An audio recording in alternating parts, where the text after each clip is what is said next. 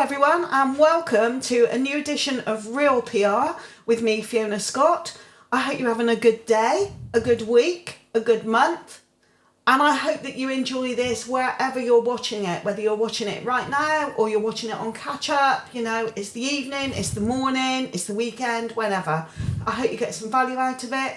And today I'm joined by a very, very special guest, but I'm going to let him introduce himself. Hello, my name is David Scott and I am your son. So David, tell everyone how old you are and what you're doing right now. I am 17 years old and right now I have just finished my first year at Cirencester College where I'm doing BTEC Performing Arts and Film Studies A-level course alongside. Okay, so I want to take you back then, David, to many years ago. Tell me what your earliest memories are of your mum running a business. God, I know they all sort of, just been something I've grown up with, I don't really know what my earliest memories are. I just have random ones. Like there's a random one of, we went to one of your clients who just opened up a shop somewhere and we went, and it was a small shop and they had really nice cupcakes. I remember that. It's just everything's blurred into one. I don't remember specific things from the start because I was obviously really young, so just sort of like, just became aware of it when I was like 6 or 7. Because what our listeners won't know is that I started my business when you were just 1. Yep. So you really have grown up with it. But also I think you've got a bit of entrepreneurial spirit yourself, because when you were at school, you did a project, didn't you, around I did, yeah. entrepreneurship. Tell us a bit about that. I forgot about that. I loved doing that. In year 5, when I went to Wesley Primary School in Swindon, we me and a small group of friends, I think there was about 4 of us, we did Junior Dragon's Den within Swindon, where about, I don't know, I think it was either 4 to 8 schools had to compete, create a product, create a business idea and a business plan for something, which for that young age is quite hard to do because obviously we haven't wrapped our head around how to add 2 numbers together, let alone how to sell to an audience. But my group, we created, it's like Dairy Dunkers, but we did it like sweet stuff with like cookies and jams and stuff, and it was really nice. And we took it to the judges who actually became some of my teachers at secondary school, and we won quite significantly. Like I'd noticed, like one thing I remember I was very prideful back then was how big a difference we were to the other groups, because they were very much, we've drawn some things, whereas we had done surveys, we'd reached out to different audiences, found out target audiences, looked up profits and business like terminology, which there's a lot out there, which I learned from GCSE business, but we were like, profits, that's all that matters in business, but there's a lot more to it, but we used that to win, I guess. Okay, so tell us, you're doing performing arts at Cirencester College. Talk about when you started to think that that was what you wanted to do. Well, it was from a young age. I didn't really care too much for it. I did it for a bit of fun. Like we did our class assemblies at primary school where I'd always say to them, give me the most, just because I wanted to have all the attention on me. But when you're a young kid, that's all you really want, unless you're a complete introvert. But I'm like you in the sense of I'm very loud and out there. I'm not very quiet. But it was year 7 when I started doing it, and there was this teacher who was quite stern called Miss Kokoris, and she was quite scary to be around, and I was like, I'm going to take it slow with all this drama stuff. And then one day football club was cancelled, which I didn't really like anyway because someone moaned at me one match and I decided, I can't be bothered. I don't care enough to be on this pitch. And my best friend Sienna said, hey, do you want to come to drama club? And since then I just started getting involved in performances, the shows, and it was start of year 11 where I decided to pull a Hail Mary and just go for it. Because beforehand, in my mind, I wanted to be like a secondary school teacher, whereas it was either going to be a drama teacher or a history teacher, one of them, because I loved those 2 subjects. But then one time I got told I was able to sing, and they asked me to sing at open evening events. And I was like, maybe I can actually do this. So I was my tutor, my music teacher as well, Mrs. Fry. She's the one person that said to me, hey, I think you can sing now. And that was a bit that gave me the confidence, because I knew I could perform, because Miss Kokoris, who was stern at the start, we've we warmed up to each other. She became one of the greatest influences on my life so far, and she taught me how to become a performer. And then having that added boost of confidence in year 11 just made me go home. And I remember the car journey. We parked just outside our house, and I said, I'm gonna apply for performing arts at Cirencester. And you just went, okay. And now I've pinned all my eggs in one basket, and I've got one goal. Tell people who are listening in some of the roles you've played in various productions so far. I've been quite lucky. I've got quite a good amount of roles, as in like ones that I would love to play. I haven't always got the roles I wanted, but that's not necessarily what you need. Like in my last performance I did at secondary school was We Will Rock You. If you're not a musical theatre kid, you probably won't know much about it, or even if you are, you probably won't know much about it because it's well known but not too well known.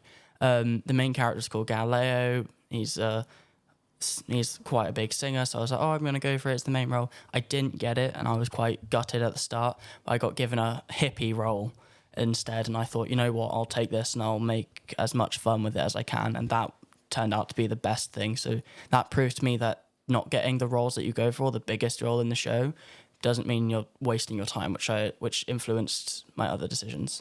But if we're going back to the start, I started out in a musical called School of Rock. There's a film about it with Jack Black in. Many people have seen that. And it wasn't a lead role. It was my first ever musical. I got a supporting lead, which I was very impressed about. I remember being so jazzed that I could have a microphone on for the whole show. I was that important to have a microphone, but I was not too reliant on the rest of it, because that was my first one. It's a big confidence boost. Then COVID hit and we took a break, and then when we came back we did Narnia. That was just a play, we didn't do a musical, and I played the role of Peter, who's the eldest brother of the children, and the teacher double casted it, so one night I was Peter, the other night I was Aslan. So that was a lot, because I was 2 lead roles and I had to learn everything for both of them, different sets of blocking, different scenes, different characterizations, but it became so fun and I loved that so much. And although Peter's the one I went for, I had more fun as Aslan because I thought I'm going to do what I want with this. Then the next one is, I've always said it's my favourite one I've done. It's might be my second favourite now with my most recent. Overall, it's my favourite musical, Mary Poppins. We did Mary Poppins Jr. Me and my best friend got to play Mary Poppins and Bert, which was great. I was not Mary Poppins. I played the chimney sweep because a lot of people don't know his name. They just know him as Chim Chimney. I played that guy. That was one of the best parts of secondary school, one of the best parts of my life so far. I've had the most fun doing Mary Poppins. And luckily, it's been something that hasn't left my life since. Like every year I've had something to do with Mary Poppins crop up. Like this year my sister got me tickets to go see it in November, so we're seeing the proper touring version of it at Bristol in November at some point. But yeah, so Mary Poppins was a big highlight, and at the end of my time at my secondary school I got to keep my chimney sweep, which was really sweet of the teachers to let me keep that. Then we did We Will Rock You, which, as I said, is not a super well-known musical. A lot of people don't like it, but it's done by one of my favourite bands, Queen. Love them to bits, so that was okay with me. And then became the big transition to college, which was a big step up, because after We Will Rock You, that was in February 2023, I then had my GCSEs, so I couldn't do any performances until I started college, which meant I had nothing to November, which as a performer who loves being on stage, that is a long time to go without doing something, and it's horrible. And what made it worse is that the musical I'd begged to do at my secondary school was Beauty and the Beast, which she kept saying, no, I'm never doing that. Then on the last day of my year 11, she went, yeah, that's going to be the musical next year. And I looked at her and I was like, what are you doing? Why are you doing this to me? Did you think about being Gaston then? Because everyone thinks that's the lead male role, isn't it, in Beauty and the Beast, Gaston? Well, okay, the lead male role is technically the Beast. He's in the name. I've had many arguments with my friends about this. But he is also one of the most boring. I did go for Gaston because it turns out I ended up doing it at college, thank God. When I got there, I was like, this has been taken away from me from secondary school. So I begged the chairs of the Sundial Theatre Company, which is a company alongside my performing arts course. And I was like, can we please do Beauty and the Beast? And it took months, but they said yes. I did go for Gaston, but he's not the role I wanted. The role I wanted was Lumiere.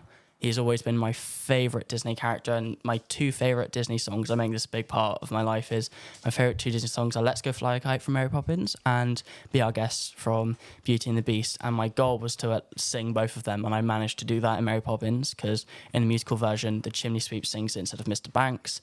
And then I managed to book the role of Lumiere for Beauty and the Beast Junior at my college as well, so I got to sing Be Our Guest multiple times, and I'm still not sick of it. Okay, so let's talk about you're choosing to step into a world which is not easy, David, and PR and visibility is going to be really important. So at this early stage, what are you thinking about that? I was told this at the start of college, because when you are stepping into this world, you are your own boss to an extent. When you're not signed to a contract, you are running your own business. You are your product. You are your service. You are everything. So we got told we needed to get contacts. That's a big one, because you need to have a way into the industry. So I've managed to line a few of them up gradually. But one way that they said to do that is you need to have a big social media page out there, or just something like that, which we got told at the start of the year. We got told to make one, and luckily I'd already made one. I have one. It's called David_PA on Instagram, all lowercase, no spaces. Please follow. I've got loads of great show moments on there. You'll see me performing with all of my friends, doing everything I love. But yeah, we got told to at the start of the year. I said I've already got one, because I made one. It was 2022, because it was after Mary Poppins, because I wanted to post about it, and I thought I'll make my own account dedicated to me performing. So I did just that, and I do throwbacks whenever it's an anniversary of a show, whenever there's a new show I'm doing, something gets announced. Like there's an announcement I just made on there about what I'm going to be doing next year, performance-wise. So yeah, we made that, and then a lot of my friends have followed in my footsteps in making them, and we all now have these pages dedicated to just that, because it looked professional, and it means that we feel more established as performers as well, so people will take us more seriously. Okay, so you're on Instagram, but actually you've had a little go at performing on YouTube at a much younger age, haven't you, David? Here and now, when I was like 4, yep. Tell everyone about that, because if they search the internet, they might find it. Nope. That's on. I know exactly how to get to that video. Well, if you're going to go down that route, there's also my sisters who have performed on there. What did Sammy do? She did a chocolate bar advert that she made. And then Georgia did a lip sync battle to High School Musical. But one thing that me and my sister Georgia, when I was about 4, 5, we did our own take on Time Team, which was of a TV show we used to watch as a family. You've probably heard of it. I hope you have. Otherwise, Yeah, you loved that, didn't you, David? I didn't mind it. I just knew that whenever it ended, Antiques Roadshow came on. That was my cue to leave. That's when I would go to have a shower and stuff. But yeah, we made our own version of that, where Georgia wanted to do a documentary on grass. So there is a 6-minute or so documentary on grass out there. The funniest part is when she turns to me as a guest speaker and the camera is looking directly at my forehead because of how short I am.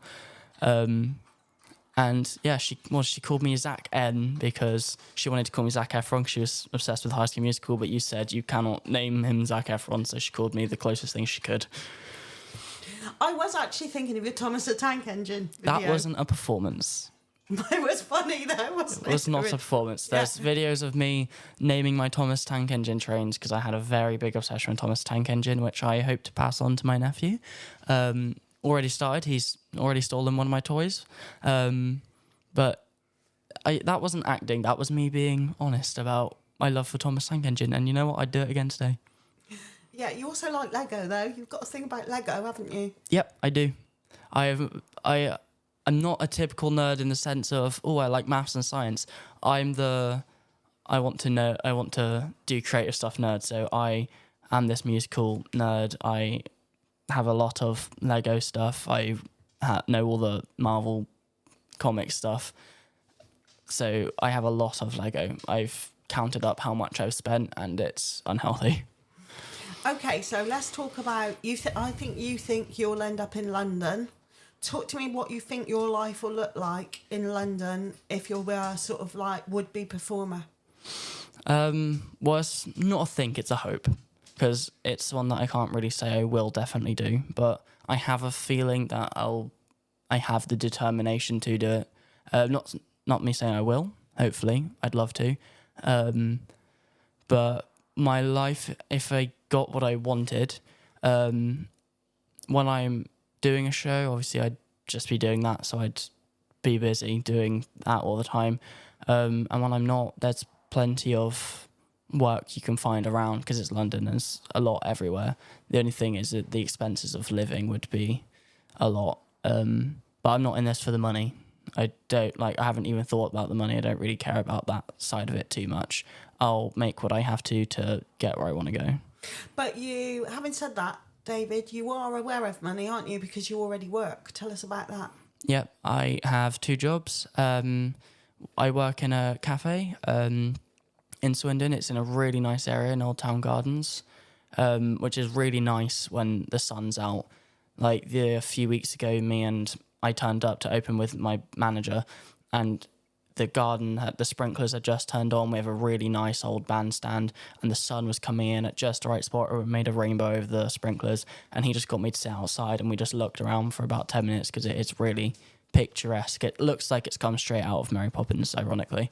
So I've worked there for about a year now. I worked for the same company, but I worked for an ice cream shop last year over the summer, and alongside that, I have also got a performing job where I go to like events and parties as Disney characters, ran by a company called the Magical Character Company, based in Swindon. Well, you've got to tell everybody what characters you are. You've got to put some meat on the bone, David. Come on. What are you? You know, I don't know. Pocahontas? Yes, I'm Pocahontas, definitely. No, the ones that I've played so far, I have been Spider-Man a lot, which is nice because I wasn't expecting to be Spider-Man. On my initial interview, she told me I'd probably be Flynn Rider or Captain America. I haven't been Flynn Rider yet, but that's because mainly people only ask for Rapunzel. They don't really want Flynn Rider there too much. I have been Captain America as well. We've done superhero events where I've gone around and I've carried the massive shield, which is very authentic. It's full metal. It comes in a leather case and it's really heavy. So carrying that around I think I did it for an hour and a half a few weeks ago. That was hell. And then I haven't been this one yet, but I will be Prince Eric during the summer. We do a big event for like the holidays. So Christmas we'll do big events, Easter we do big events, Halloween, and then the summer one last year was Belle's Rose Ball, but this year at Lydiard Park it's going to be Ariel's Under the Sea Ball, and I'll be Prince Eric. Oh, I didn't even know that. So, okay, I'm going to ask you some questions to highlight the differences between you and me. We're recording this on World Emoji Day. Okay, I didn't know that. What's your favourite emoji? Oh, that's... I don't know. I have 2. I've one that I always put next to my name, or 3 actually. On my private socials, my name will always have like the baby octopus emoji or a candle emoji next to it. Candle because I was Lumiere and I loved that. Octopus because it looks funny. But I think my favourite emoji that I use quite a lot it's just a simple hand. Like, it's just like the stop hand, because it's funny whenever my friends are saying something and I just want them to shut up, I'll just send them that. All right, okay. So as a person who's slightly older than you, how do you feel when you message someone and the conversation has ended and they send you a thumbs up emoji and that's the way they end it? I hate it. Why do you hate it? Well, there's no point. Just say words. Like, because I hate it as well, and I thought it was just me. To me, it's like a bit abrupt, almost rude. You might as well just react to the message at that point, because I feel like then the conversation hasn't stopped. I always end my conversations with goodbyes or something like that. Like when I say goodnight to my friends, I also never leave them open. I will just say goodnight. They'll say goodnight. I'll leave them undelivered, because then they know it's ended. There's no loose ends. I don't like the sending just the thumbs up. It just feels uncaring. Okay, I want you to think of some words that were really words that we used a lot when I was a teenager, when I was like about 17, that might mean something different to you. So, okay, if I say to you the word telephone, what do you think?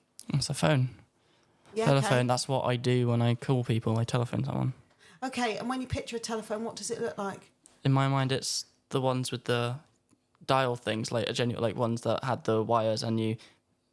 I don't know how do you describe one, the old fashioned pickup phones, like a proper one. I don't think of my smartphone. Can you remember that when you were younger that you once asked me what Queen Victoria was like? I remember that day so perfectly. We were in my old room. One of us was by my window, and I think I was by my window. I was climbing on my desk or something. No, it was a chest of drawers, because that was when I was like 3, because that was when I was still in nappies.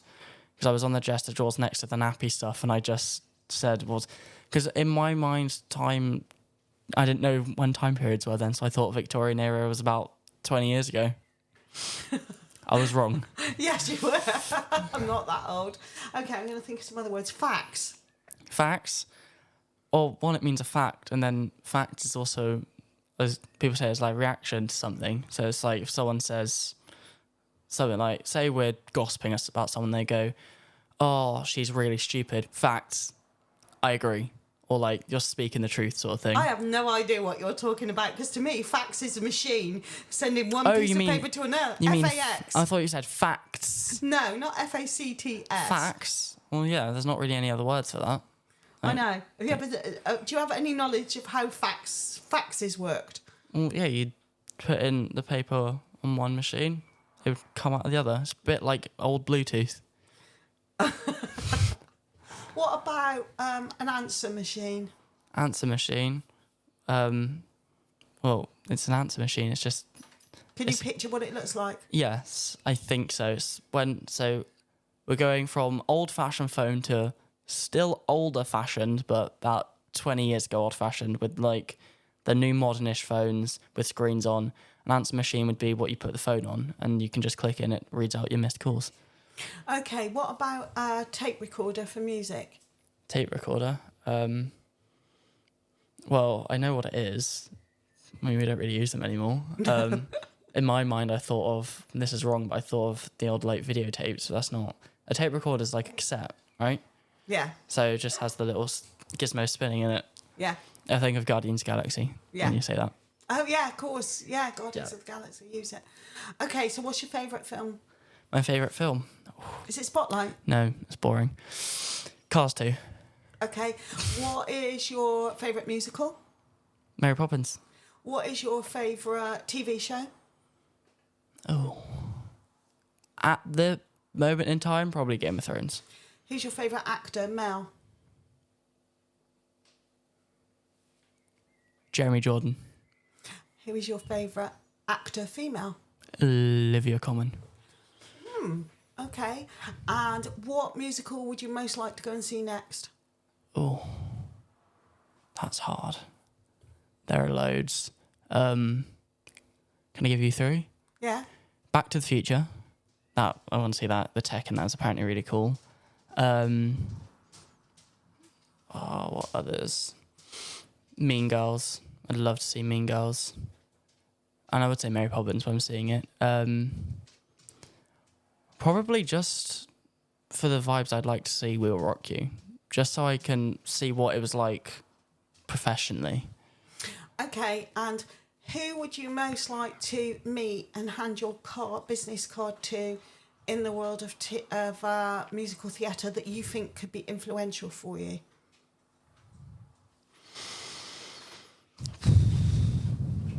I'm just going to go for the big names. Jeremy Jordan again. Aaron Tveit.